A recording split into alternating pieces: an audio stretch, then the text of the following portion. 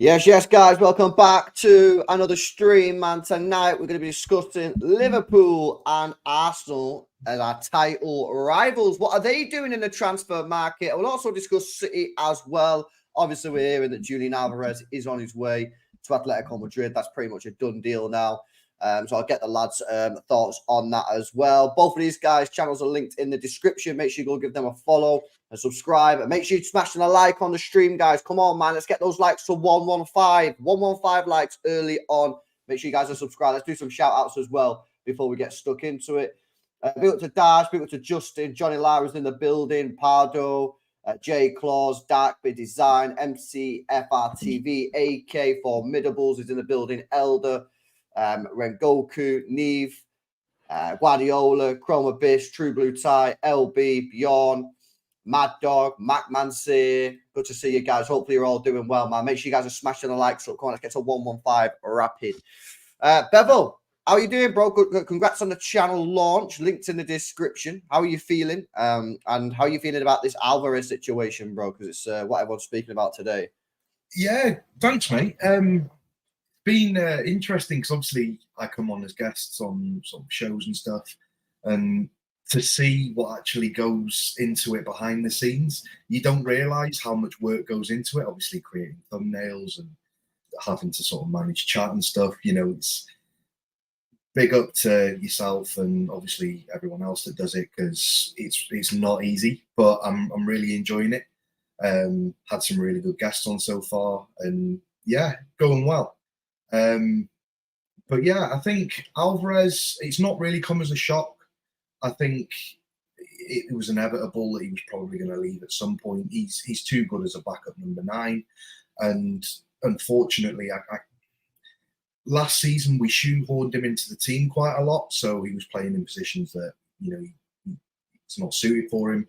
Played a lot of left wing, cam, and yeah, I just think it was his time, and wish him all the best. Yeah. Hugh, what are you saying, bro? You good?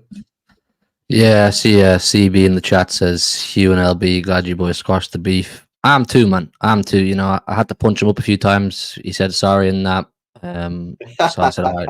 All right, we can squash him, man. We can be good again. But no, I'm good, man. I'm good. As I said before we went live, if anyone in the chat, man's got any tips for squashing jet lag, that would be massively helpful, man. Right, okay. What are you doing to try and solve this, man? Because it's been a week, bro. How are you trying to resolve this situation with the jet lag, bro? Are you doing anything? Yeah. I'm going gym and that. I'm going out and about and doing my thing. But I tried staying up all night one night there. I just fell asleep in the afternoon the next day. Thought I was fine today. Just woke up from a nap. It's not looking good, Brev. You need to utilize caffeine, bro. I do. I drink a Monster a day. Keep the doctor away. Me too, but it's mad, isn't it? It's actually insane. All right, well, hopefully you can get that started. Jealous. I'm a little bit jealous. Hugh's been off to LA. LB's got a nice golden tan. Yeah, bro, he's looking bronze. Oh, yeah, I'm actually looking at myself in the thing now. I'm like, hey, yo, you know what, bro? I'm looking kind of fresh. I'm looking tanned, aren't I, boys? Yeah, man. You actually are. Tanned. I've never seen you. I've only ever seen you red or white. I've never seen you brown. Yeah, I'm actually looking. I'm actually a good man. I was proper good, man. Sun creamed up on that. I was like in and out the sun, make sure I don't get burnt. So yeah, man, I'm looking fresh. Anyway, Hugh, Julian Alvarez, bro. Are you bothered? I see a bit of a mixed review, man. I'm a bit gutted, to be honest with you, but I can see some people saying they're not really that arse. Like, he wasn't really being used as a striker anyway. People thinking it's been deeped a little bit too much. Like, where are you on the whole Alvarez situation, bro? And what's your whole take as well on, like, other than Savinho, obviously not really buying anyone, and I don't think we're going to buy anyone after this as well. Like, do you think that's risky? The Alvarez one, it's divisive at the minute, isn't it? I mean, some people are like, we're letting go of. I actually take the all sides on board, but I do have my own opinion. I get the whole thing. He's a serial winner. He is very good in front of goal, and he's versatile, etc. But I knew. Do you remember the day we unveiled them both at the Etihad a couple of years ago? There was 3 or 4 of them unveiled at the same time. I looked at them and I said, one of them won't be here in 2-3 years. I really felt that one of them won't be here in 2-3 years because we had assembled a squad that was so powerful. I knew success was going to come. Whether that meant the treble, we didn't know. But what followed was amazing. So one of them was going to get picked up. Whether it was Haaland, everyone said Real Madrid, hasn't been the case, or Alvarez did well and he wanted to go. One of them wouldn't be here because they're both out and out number 9s. And number 9s is that they're not like, your Fodens or Bernardos or De Bruynes who are versatile attackers who are kind of happy to play maybe out wide sometimes, through the middle sometimes, or 10 sometimes. They want to be in the box. They want to be in front of goal. They want to be on the edge of the 6-yard box, waiting for that final ball they can stick in the back of the net. That's the way they're wired, bro. So Alvarez wanted to do what Haaland's doing. Alvarez wants that Haaland feeling.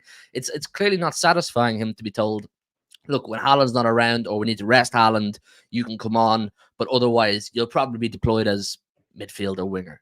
I get it, man. I get it. I take it on board from him that, natural striker instinct, he wants to be a striker, but am I too stressed about letting him go? No, I'm not. And some people may not like that because I'm not really his biggest fan. I like him. I appreciate him. And I understand what he's good at. But do I think he's technically good enough, first touch, reading of the game, passing, link-up play, to be a City midfielder that I would trust over the course of the season? No, I don't. Do I think he's good enough to be in number 9? Yes, I do. But unfortunately, you're dealing with the world's best number 9 right now. So it's just not meant to be. It's simply just not meant to be. So I get it. It's like slightly different, but also kind of the same. It's like when Jesus was here. Jesus is a good player, right? But ultimately, he just wasn't good enough, obviously, to get the shirt off Aguero. And then, it'd be 2-3 years after Aguero ended up leaving.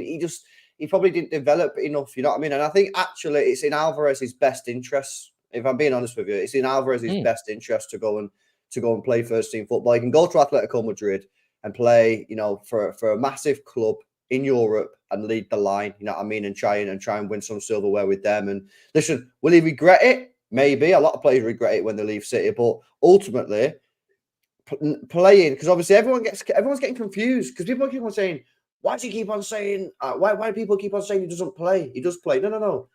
It's obvious what he means. It's obvious what people are saying. He does play a lot of minutes, but he doesn't play a lot of minutes in the actual striker position, which we went through today. And, he also doesn't play in some of the bigger games, the Champions League semi-finals, FA Cup final. He didn't play in any of those games. So I can understand it.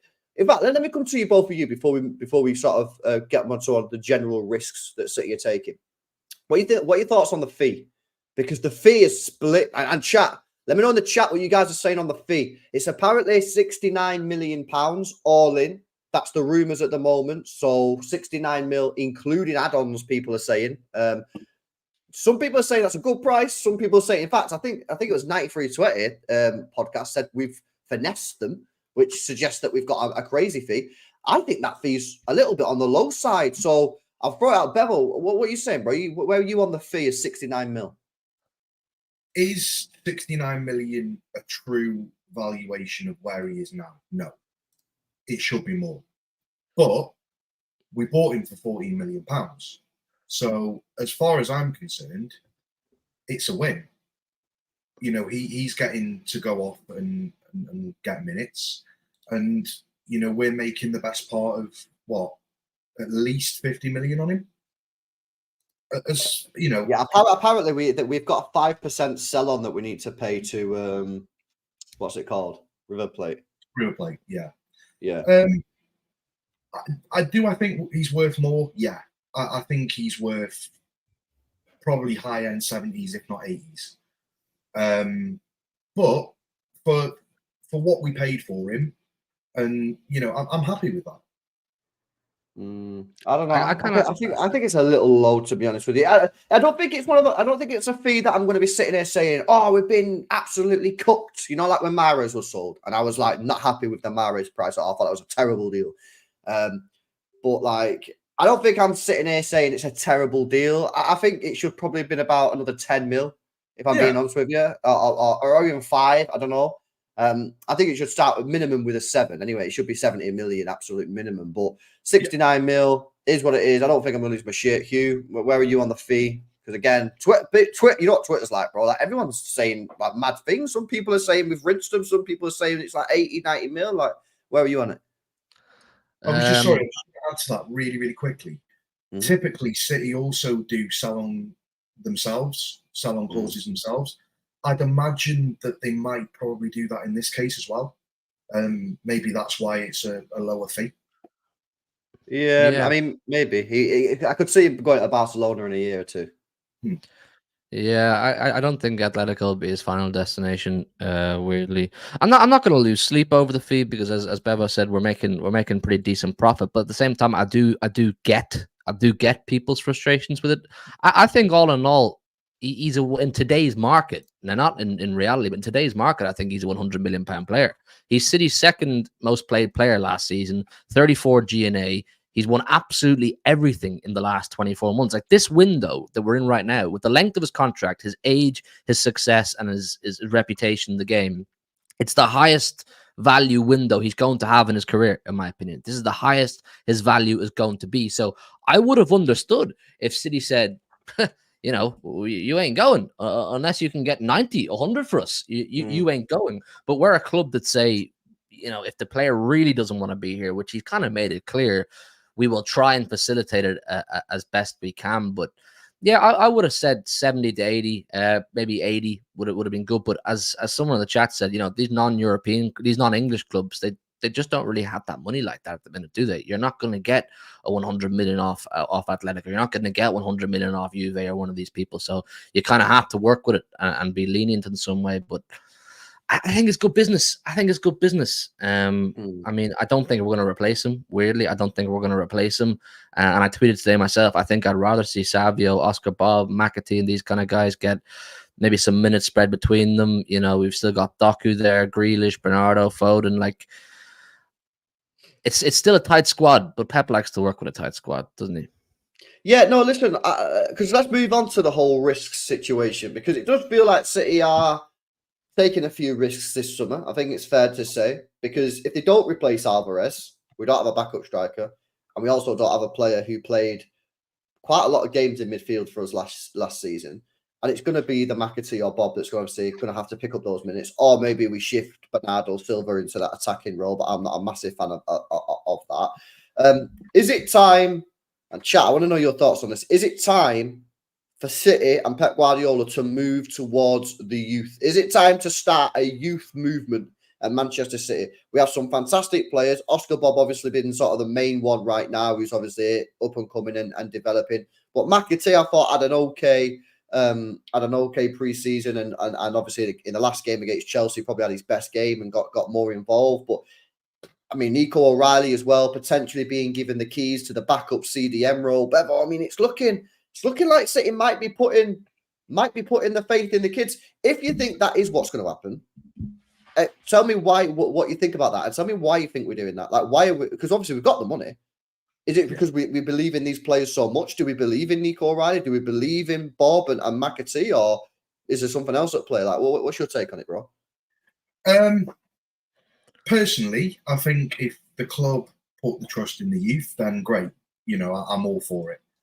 Do I think we need someone who we can bring in with experience in sort of high-profile games, Champions League games, stuff like that? Yeah, I do, because, you know, we're losing a player in Alvarez who, you know, has experience playing Champions League games, has experience playing Premier League games, you know, against top teams. And, you know, yeah, McAtee, you know, he had a couple of years at Sheffield. You know, he has got experience playing in the Premier League, but I just think we need a little bit more than that if we're going to compete for all four. Probably what I would say is if we weren't going to spend, then that would suggest to me that money is being kept aside for a Kev replacement next season. But we have that money already, so that's why I don't think that's like we already have that money. Someone sent in a message today, said, "Bro, in the last 3 years, we've made £97 million in player trading, like profit." I don't know. I just think next season we're probably going to have to start looking for a CAD replacement. It's going to be like 150. It is going to be, dude. Especially because as well, we I think we agree, Bevo. I don't know if we agree, but like for me, at this moment in time, the only two players on this planet that I think that can do that is either Musiala or Wirtz. Obviously Bellingham, but obviously he's at Real Madrid. So and you're right, they're both going to cost 100 mil plus. So maybe they are just waiting, but I don't know, man. Listen, if we do, I think I'm more open to the Oscar Bob McAtee being the third choice attacker behind Foden and Kevin De Bruyne, and obviously one of them playing false nine, because ultimately we've already got the players in the first. I think Nico O'Reilly playing CDM is a brave call, not because he's a bad player. He's a good player. I followed him for a long time, and I know about his game, but it's just a risk, and you can't say it's not a. That's a huge gamble, because we all know if that doesn't work, and Rodri gets injured, do we have the personnel in that squad to do it? I don't know if we do. Maybe you can get away with it for a game or two against lower league opposition, but it's brave, especially when Bruno was there. I know it's expensive. Kimmich is there. João Neves has gone for a lot cheaper than anyone would have thought. So that's brave, bro. Did you watch any of the preseason games, Hugh? I watched the most recent one, the Chelsea one. Well, what did you make of Nico O'Reilly? Did you see? I know it's only one game, bro, so I'm not going to hold you to it. But like, did you see anything in his game that you thought, I'm willing to give this guy the keys to the backup DM position, or were you a bit like, not really? No, not the backup DM, not the backup. That's a sacred position right now at the club, isn't it? It's like a very complex conversation. Is the backup DM, but I've liked him for a long time. I try to watch as much of the EDS and the underage teams as possible. You know, the FA Youth Cup, and I've always liked him. But that doesn't hit me and go, oh, he's special, because I've watched loads of youth teams over the years, and I've looked at loads of players. Your Carlos Borges's and loads of them, and gone, you know, these are really top young players. But does that mean they're capable of stepping into our first team? I don't think it's fair to say yes. I don't think it's fair to say. I mean, what is Nico O'Reilly? 18, 19? Is it fair on him to say, you know, mate, here you go, here's the keys. When the big dog's not around, you've got to be the main man in midfield? Because I personally believe that CDM is the most important role in a Pep team. You know, he did it with Busquets, he's doing it with Rodri. He's the anchor of the team. He pulls strings going forward. He's a rock in defense. That's ideally what Pep wants from his CDM. So is it fair to say that about him? I don't know. I think the fall through of Lucas Paqueta, of that whole situation, has left City in a bit of a scramble, because if you remember when it wasn't confirmed that it was off, there were things starting to come out that City believed that with a bit of coaching, Paqueta could also play in a deeper role, that maybe he could at times step in and play as a Rodri backup, and then it would have also solved our problem with Alvarez going, you know, moving forward in the attacking area of the pitch. So I'm with Bevo in the sense that I think it's hella risky to put all your faith in a lot of these youngsters. I would have thought someone like Dani Olmo or Fabian Ruiz or someone like that would have been shrewd business just to get them in. Because if you think about it, like next summer, yeah, we're going to have to look for a KDB replacement, but we may also have to look for a Bernardo replacement. You know what I mean? Next summer, there's every possibility Bernardo goes too. So we could be in the market. And a Stones on a Walker, you know. And a Stones and a Walker. I would think Walker. So look, we're going to have to spend a lot. I think City could save themselves some trouble next summer by getting someone like Dani Olmo now, or Fabian Ruiz. I don't know. I mean, there's not many names that stand out to me and go, yeah, you know, you're what we need. Of course, there's Musialas and Wirtz, but they're extremely complex transfers. It's difficult, man. It's difficult. Like I said, I think the Paqueta thing has really knocked the whole deck of cards down, and it's made us kind of start from scratch. Yeah, I do. I agree, man. Let me go through some of these super chats that people have sent in. Big up to you guys and member chats. Make sure you guys have smashed the like button, man. Make sure you guys are subscribed. Both of these guys' channels are in the description as well, so make sure you guys are subscribing. Hugh's going live after this as well, so you guys can go over there and continue the City chat. Big up to LB. It says we defo need another signing or we won't win. I don't think we're signing anyone, bro. I can't lie. I really don't. I think our business is over. Can I just add to that? Do either of you fear that we might have another 2020 looking season if we don't get any more established players, you know, with pedigree, as Bella said, Champions League experience, big moments experience? For me, if I'm being honest with you, I've said this before, I'll say it again. Yeah, I'm gonna be straight honest with you.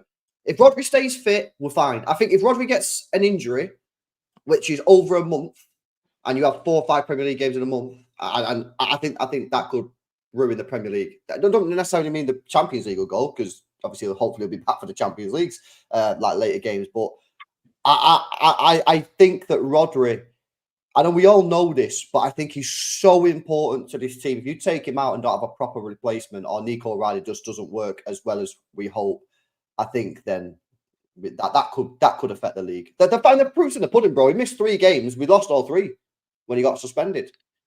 I know, but you know, the Murphy's Law would suggest that we're going to get 1 or 2 major injuries this season, as we do every season. 1 or 2 players always get. Yeah, but and my thing is, our starting 11, bro, I think is more than capable of winning the league.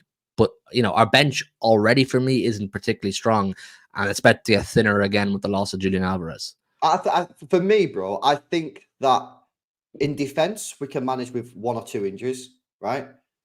I think in our wingers, we've strengthened our wingers, because with the signing of Savio, we've got 4 wingers now. Yeah. Well, 5 if you include Oscar Bob as well. So we're fine on the wingers. Haaland, if he got injured or needed a rest, then we'd go to a false 9, and one of those wingers would come into the false 9, or Foden would step in. If Bernardo might not be, I'm being told by a lot of people, Emily, why do you keep on giving Bernardo as a right wing? He's not going to play right wing. All right, okay. Well, if he's not a right winger, then you've still got 4 wingers, and he comes as another midfielder. I genuinely believe that the only major vulnerability in this team at the moment is the Rodri position, because I think we can cope with the rest. KDB gets injured, you got Foden and Bernardo. You know, Grealish and Doku get injured, you've got Savio and Bob, Savio and Bernardo. Bob and Bernardo, like, you've got options. The defense, you've got Akanji, Walker, Rico Lewis is your right backs. Left back, you got Akanji. Akanji can play that. Ake, Gavadio. Centre backs, you've got 4 or 5. So I think we're chilling. Obviously, if Edison stays, then we're chilling sets goalkeeper as well. I genuinely think that we're okay everywhere, apart from CDM, and that's what I'm saying. Centre backs as well. You got the Yorkshire Puyol now. Calvin Phillips. Wow. Caldini, Paolo Caldini. Yeah. I don't know. Well, that's my take on it. I just don't know if I'm fully comfortable with it. I take on board what you're saying. Like, the false 9 thing sounds nice because we've experienced a lot of success with it, but it's also something we've not played with in over 2 years. You know what I'm saying? Properly, we've not played it in over 2 years. So you're asking the creative players, the attacking players, to totally revert to something that they haven't done in a long time, when they've been dealing with a big number 9 for a long time. I don't know if it sits right with me to say, you know, if Bernardo's out or Grealish is out, you've got Savio, who's 20, stepping into a new league, a whole different level of pressure. I wouldn't be surprised if he needs a bit of time to adapt. I don't know, is it fair on Oscar Bob either? Of course, he's lit up the preseason and that, but he's still 21. He's still cutting his teeth. He's got a good bit to learn. Like the same way Phil Foden. Phil Foden wasn't really given a great deal of keys until he was 20. Late 22, 23, maybe. Now that was his kind of first real heavy season where he was looked at 24 years old, essentially. So I think I'd feel a bit more comfortable if we had maybe one more player in there who was 26, 27, 28, established, a bit of experience, a bit of pedigree. Like, we always had 1 or 2 of them on the bench. Like, if Sterling or Sané was on the pitch, you'd have Mahrez on the bench. He'd come in and he'd be a game changer. Or you'd have a Bernardo, or you'd have a Gundo.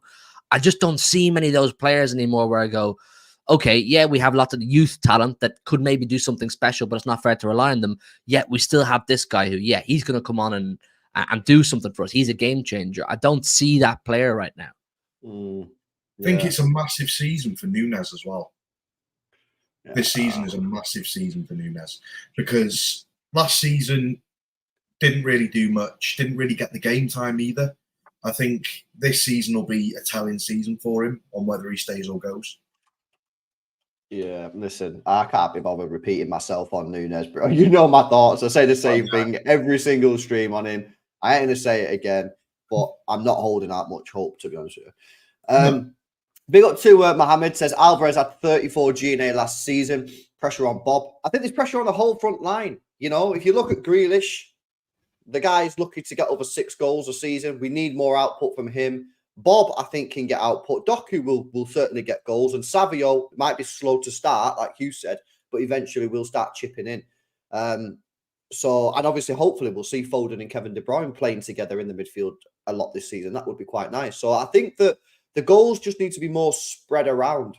But I agree. I mean, there's pressure on our wingers for sure, because our wingers last year didn't really score. Since we lost the likes of Sterling and Mahrez and obviously Sane before that, our wingers haven't really scored too many goals. I just want to make it clear as well. I'm not saying that these players and this squad we currently have are doomed. That's not the angle I'm coming from here.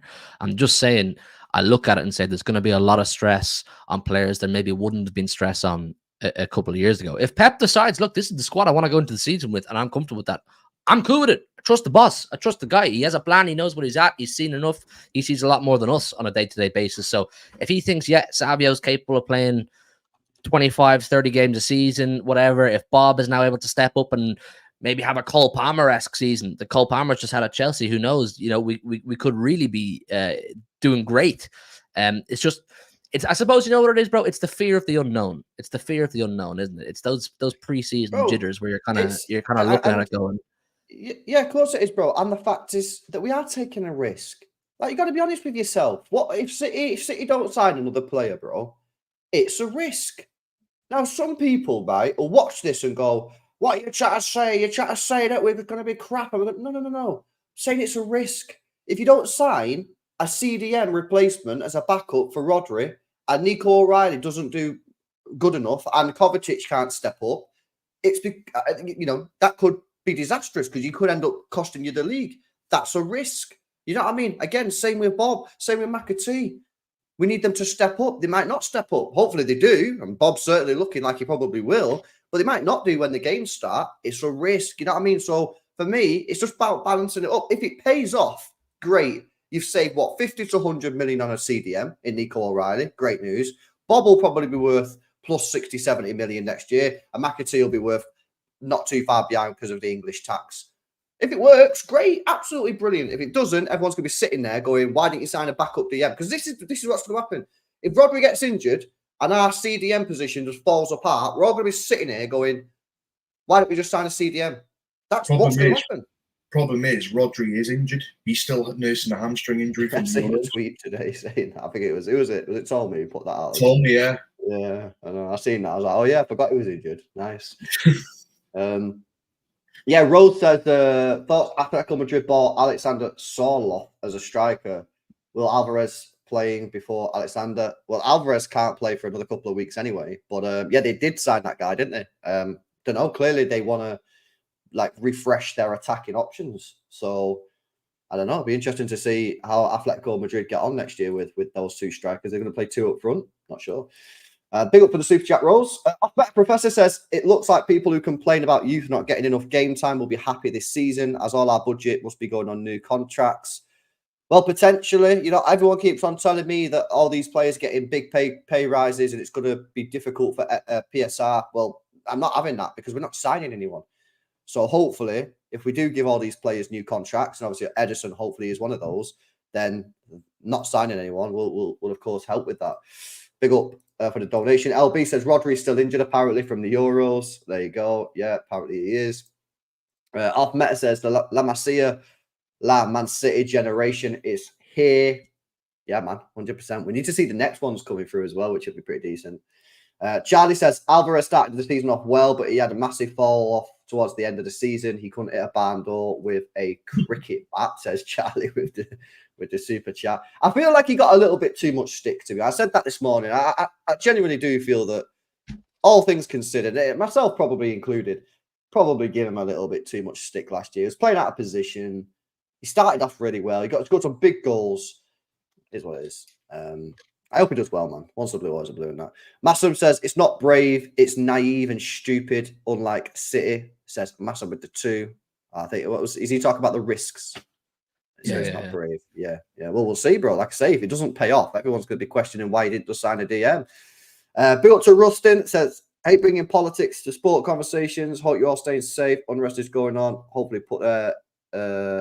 people put their differences aside. Yeah, big up, bro. Yeah, the country's not in a good position right now, bro.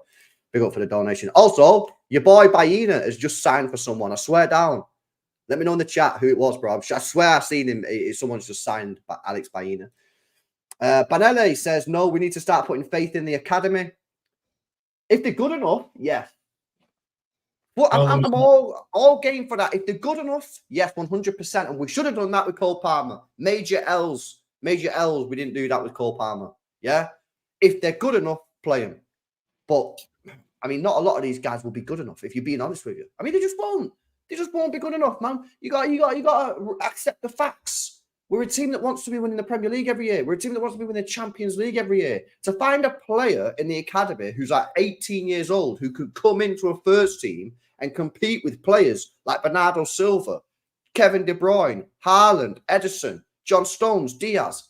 I mean, it's unlikely to happen, right? So there's only going to be a very, very, very select few that meet the criteria. But if they do meet the criteria, you're absolutely spot on, bro. You got to push them in and try and play them.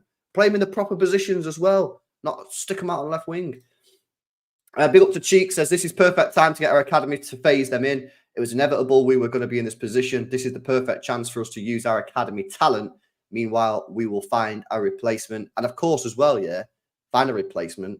As Bevel said before, next summer, let's be real, we're probably going to sign a Kevin De Bruyne replacement. And that is going to cost a lot. And maybe the club want to have the funds available, like in cash there, just sitting there. And so as soon as next season ends, they can just go boom straight in, no messing. Maybe they'll even overpay. Maybe they'll do a British transfer record, but hopefully they'll do it early just to get it boxed off, and then they're not panicking. Everything is a risk. Even signing is a risk. Calvin Phillips, very true. It is. It's very true. If you sign a player, it's a risk. Absolutely. And OG Go M Doper says, yes. How do we feel about a move for Jonathan David? Is that the Canadian guy? Yeah. I don't really know too much about him. Either you two know too much about him. Nope. Seen him on FIFA. I don't know. He is 24-year-old. Is a forward. I don't know too much about him, bro. Doper. I can't lie, bro. I've heard his name. Who does he play for? Lille. Didn't they just sell Lenny Euro? Are they likely to sell another top player? Is what? Did Lenny Euro not come from Lille? Yeah. Yeah, he did. So yeah. are they likely to sell one of their big players? It's probably going to be like they were when City wanted to sign Olmo last year, but they'd already sold 2 big players, and they were like, nah. So that's what I'm saying. Yeah, I didn't even know him, to be honest, so I can't say. I don't know Doper. Doper, let us know in the chat, and it is decent or what. Charlie says, I know it's not on the topic of City, but do you think us West Ham fans should be excited next year? Bro, you're making moves, man. I can't believe they signed that full crook. Like, what are the top teams doing? No disrespect, West Ham, yeah, but like, why are they like the Europa League teams and that not try to sign full crook? Why Tottenham not try to sign full crook? Every time I watched this guy in the Champions League last year, guy's a killer, guy's a beast. Mm-hmm. Why West Ham got him and no one else has got him? And that's, by the way, Charlie, I'm not roasting your club there. I'm sort of saying, like, I think it's a coup. I think it's a massive coup. Like, I can't believe you managed to sign him. The only thing for me is like the manager's a little bit depressing the way he plays football sometimes, I've seen, yeah. But the signings, new manager, I think you should be excited, personally. I'd be gassed, man. I love Fulkrug. I love me that old-fashioned striker, ugly bastard in the box, causing problems, missing teeth and shit. Like he's gonna be a problem for Premier League. Like he could play for a top 6 club. I played Fulkrug over Nicholas Jackson at Chelsea. He starts for Tottenham over Richarlison. I think Arsenal could do a lot worse than Fulkrug. An actual out-and-out number 9. He's a good. They're getting that Somerville kid as well from is it Leeds? So they're building nicely, man. Big up West Ham. They've had like 6 or 7 signings so far, and they're looking at Wan-Bissaka as well. So look at that comment. That's funny, that comment. Right, we're going to move on from City now, guys. Hugh's going to leave in a sec. So Hugh, before you go, do you want to speak about? I can push to 11, bro. I can push to 11 if you. All right, sweet. Yeah, we'll wrap it up at 11 then. Let's go on to Liverpool. Liverpool are intriguing me, man. Why have they not signed anyone? What's going on here? Are Liverpool fans being conned here? Are Liverpool fans being lied to?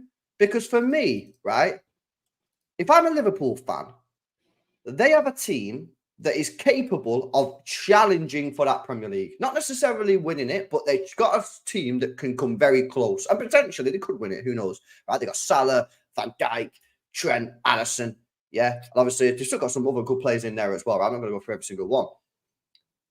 I can't believe that the new manager hasn't come in and Liverpool haven't gone, right, CDM, bang. New defender, bang. New winger, bang, done. Why are they not signing it? Why are they leaving it? I don't get it. I just feel that, like, I don't understand it, man. Like, have they given up? What's going on here, boys? Like, I don't understand the strategy. I don't understand the direction. Like, and enlighten me if there's any Liverpool fans in the chat. Not Jack roast you, by the way. Give me your insight. Like, I don't understand why they've not just got this new manager and gone bang, bang, bang, 3 new signings. Let's go. Are they maybe trying to set up for failure this year?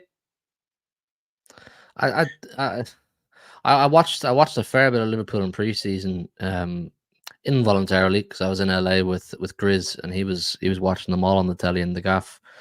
I get the vibe with the approach Liverpool are taking with Slot, is that it's very much a long-term plan with him. It's very much give him time, and maybe right now he's just assessing what he has. I think they play good football, and I know it's only preseason, but they look decent when I watched them against Real Betis. They look decent against United, and obviously they beat Arsenal the other night too. They looked all right. So I don't know how much major surgery they require. Grizz is saying they're trying to sell 2 or 3 players, and he reckons that the incomings hinges on the sales of those players. I think Endo is one of them. Gravenberg might be another. I'm not too sure, but to be fair to them, they're a club that does give their managers time. You know, they do give their managers time, and if they don't peak the way they would like this season, it's not going to be, all hell break loose, burn down Anfield settings. They'll then decide what they need to buy, but I just don't see them really challenging for the league. I don't see them. I think they'll be in with Liverpool or with Chelsea, United, and Tottenham and Villa and these kind of teams. And I agree. I don't think they'll challenge for the league because of what they're doing, the lack of transfer activity. But I think if they would have signed 2 or 3 players, top quality players, I mean, come on, man. This is a team that was leading the Premier League up until match day 32, match day 30, or something like that.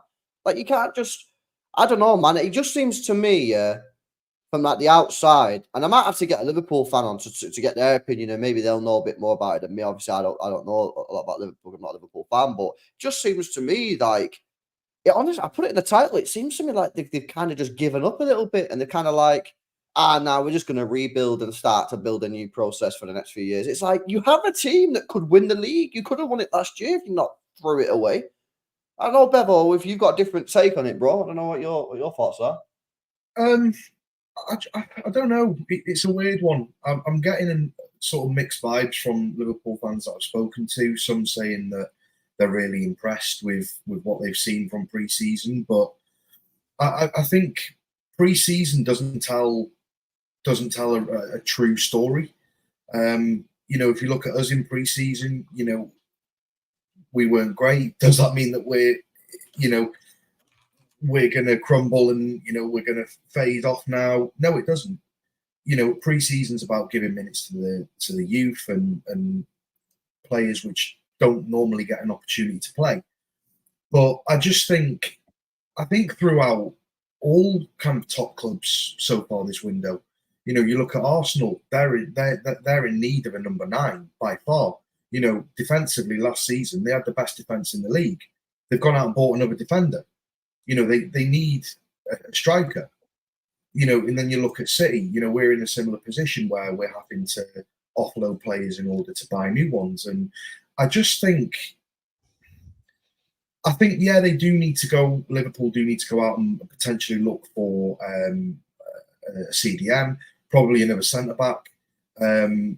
But again, they might be in a similar position to us where next season they're going to have to look for a Salah replacement, potentially an Andy Robertson replacement. They could very much be in a similar position to us in the sense of maybe potentially needs to hold on to the cash because next season they're going to have to spend big. Yeah, but the thing is with that though, right, is I get it, yeah, but I don't think City as De Bruyne and Liverpool's Salah thing is the same, right? I'll tell you the reason I don't think it's truly the same, bro, is because next year, if Salah goes, who are they potentially buying as a replacement that can do anything near what Salah can do on that right wing? I just don't really see it, to be honest with you. City have options. Musiala is there. Wirtz is there. You know what I mean? There are options there clearly available to us. And I just think that, like, at the end of the day, like, this is why some people said they should have sold Salah last year, took the money and reinvested. They kept it, didn't win anything, or obviously they won a cup. I don't know, man. I just think it's weird, bro, to be honest with you. Like, if I was a Liverpool fan, I would not be happy. I just wouldn't be happy with what's going on. I cannot believe that they're not signing anyone. Like, it's, and obviously, listen, I get it, yeah. There's still 3 weeks left, LB. Yeah, I get there's still 3 weeks left, yeah. But at this moment in time, they've not signed anyone. I think that's very strange. Let's come on to Arsenal real quick as the last part of the show. Guys, make sure you're hitting that like button, man. Get us to 200 likes in it. Come on, we need 9 people out of 450 people. Hit the thumbs up button. 9 of you hit that thumbs up button and get us to 200 likes. Make sure you guys are subscribed to the channel. Huge channel link to the description. Bevo's channel link to the description. And after this, we will be redirecting to HMTV for Hugh's late night chat stream. ARTETA, bro, I'm not being funny here. But Arsenal fans, right? If your boss don't win nothing this year, are you going to sit there again at the end of the season and say, "Oh well, we've got to go again next year"? Boys, I'm not being funny here. The aim of the game is to win trophies. Your manager has to win something, bro. He has to win something, man. You can't sit there at the end of the year if he doesn't win anything again and go, but they won the dinner plate.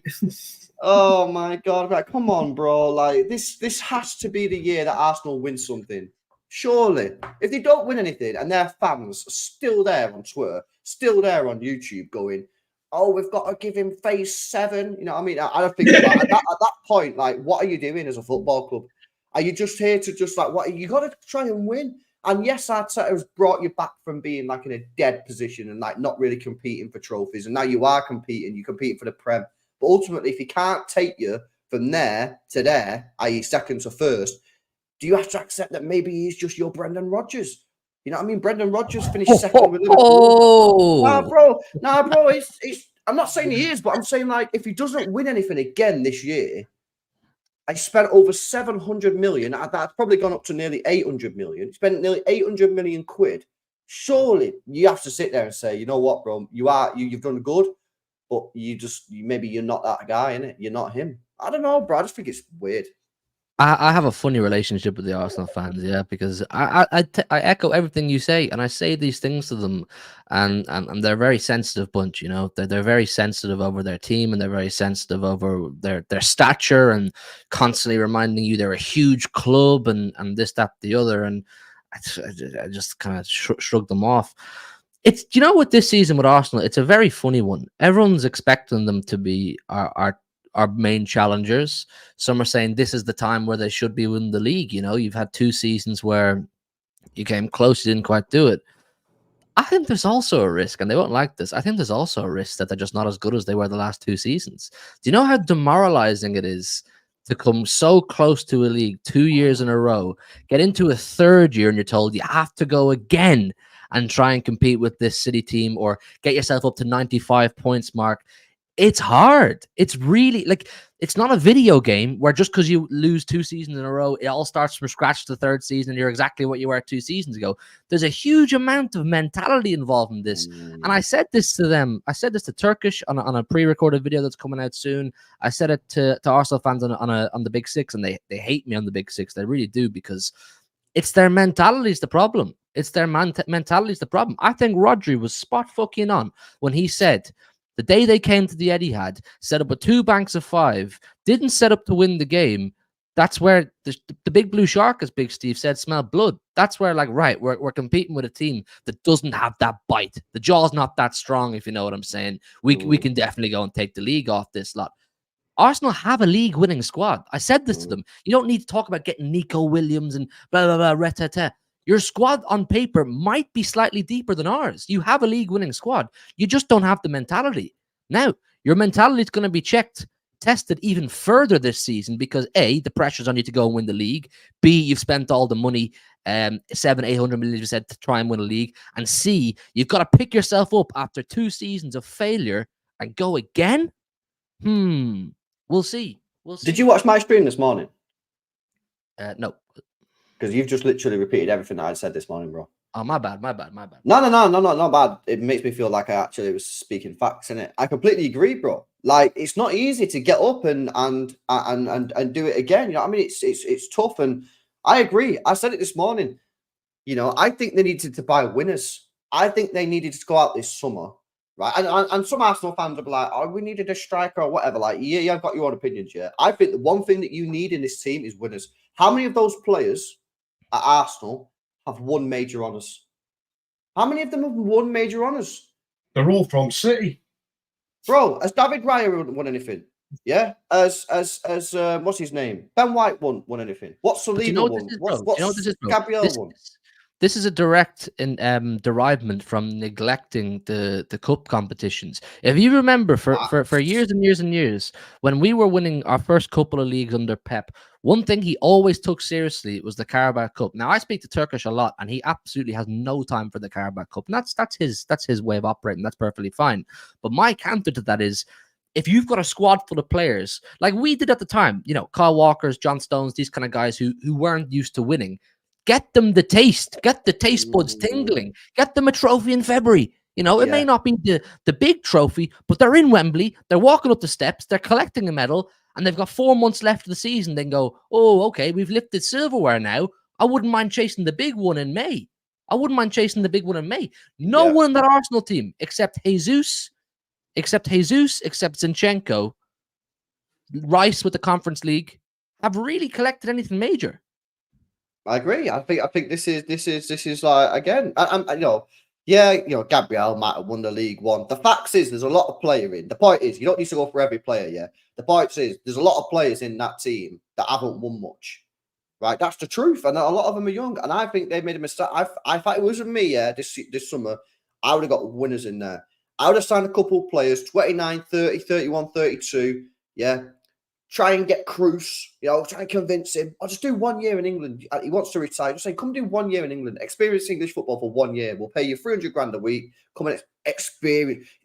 It don't have to be him. But the point is, I think they need that, because the facts are the facts. 2 years in a row, they've been in the position to win the league in the last, 7 games? And both times they've not won the league.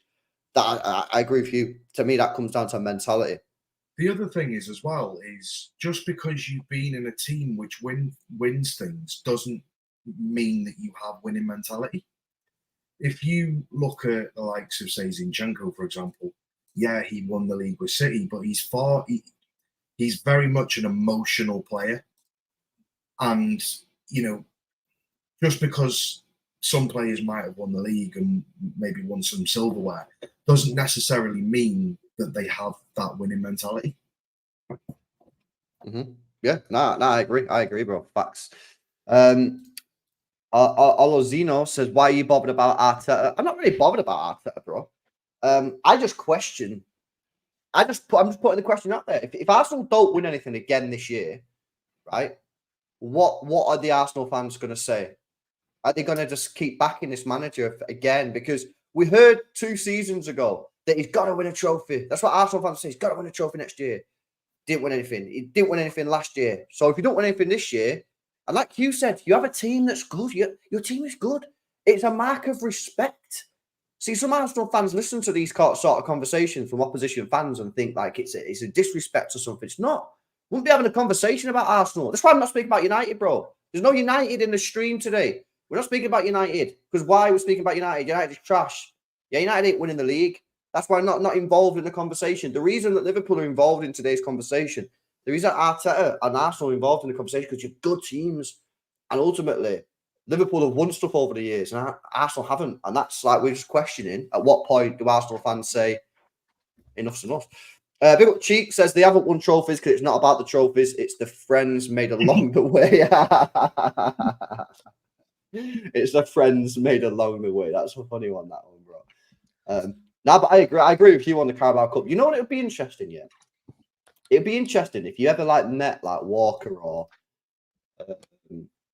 I don't know, like a player that come in when Pep came in, who's not really won stuff. Because Walker's the perfect example because he didn't win anything at Spurs, and you was able to ask him and say, "Yo, what was your take on the Carabao Cup? Like did it?